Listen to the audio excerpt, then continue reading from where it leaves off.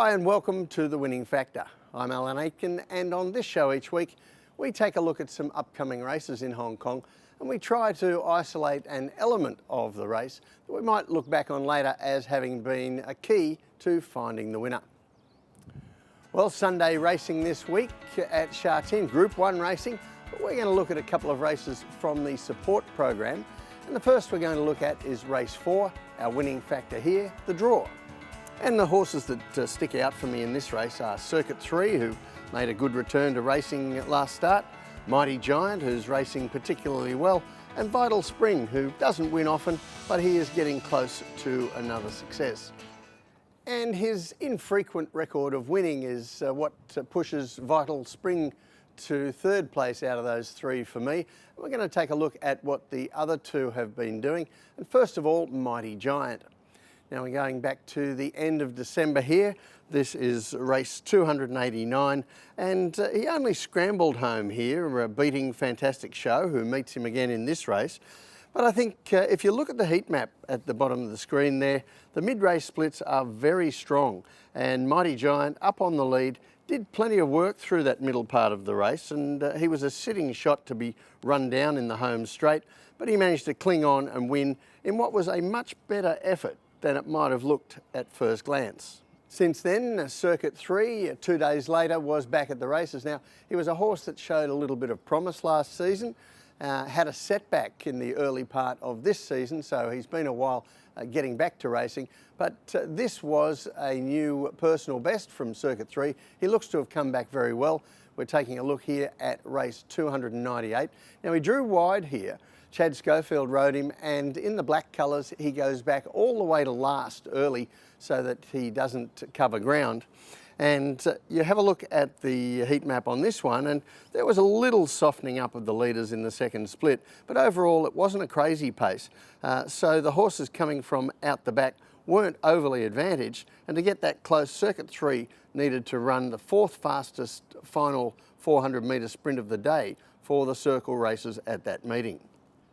So between those two, it looks a classic confrontation, this race, of the horse who's going to be up on the speed versus the horse who's going to be giving him a start. And how the race lays out is going to determine who ultimately comes out on top. And if we take a look at the map, the key for Circuit 3 here, I think, is the switch from gate 12, going all the way back to last, first up, to gate 8. And although he hasn't always had the best relationship with the start to Circuit 3, I think we saw last season he was mostly in midfield from this sort of draw, and that means he'll be 2 or 3 lengths closer than he was last time. And between Mighty Giant, Warlord, Carefree Prince, and possibly Supreme Plus for Alfie Chan, there looks to be a good consistent speed in the race, so running on will be no disadvantage. So the tip in race 4 is Circuit 3. His winning factor, the draw.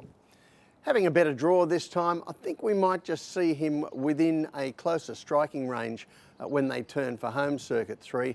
And if he can produce that sort of finish again, he'll be too strong in the run down the straight. The second race we're going to take a look at is one of the most interesting races of the day. In fact, to me, the most interesting outside of the Group 1s. And that's race 9, and our winning factor here, the sectionals.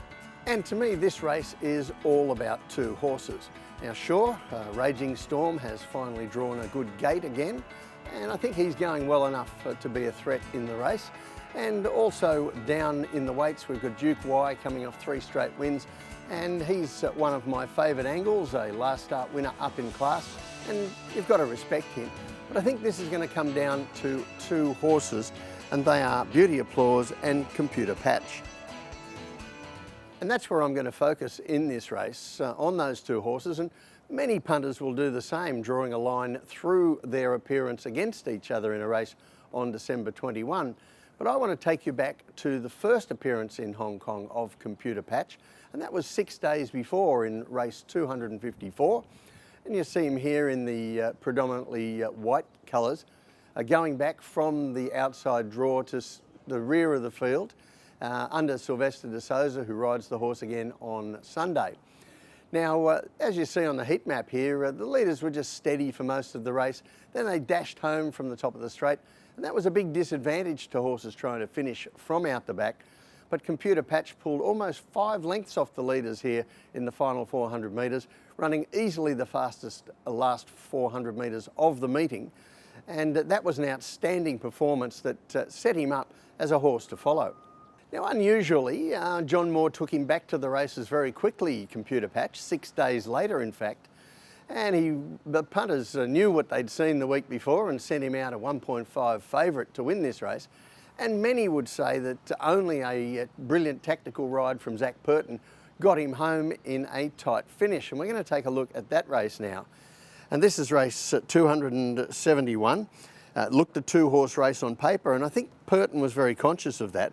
And after Beauty Applause crossed early to take his usual place in the lead, Purton clearly didn't want the other horse to get too much start on him. So he put Computer Patch up on the lead, in fact outside the leader, Beauty Applause, and there they stayed to the top of the straight, and from there it was a head-and-head battle down the final 400 metres. Now, he got the result, which is the aim of the game, but I think that we might not have seen the best version of him as a result. Now, if you're doing your form the old-fashioned way, there's a weight turnaround of a few pounds here, which might make Beauty Applause your pick in this race as a result.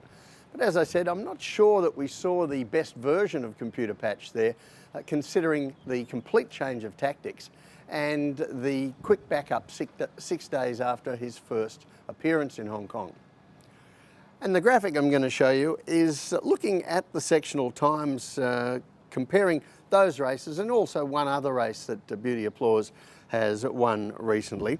And one thing does have to be noted up front: the Sha Tin track for race 254 was considerably faster than it was for the following week. So in my view, the race times overall were not dissimilar between those two races once you factor in the speed of the track. But you can see there's a massive difference in how Computer Patch finished off the race. Beauty Applause was around his usual sort of finishing speed, but Computer Patch regressed sharply.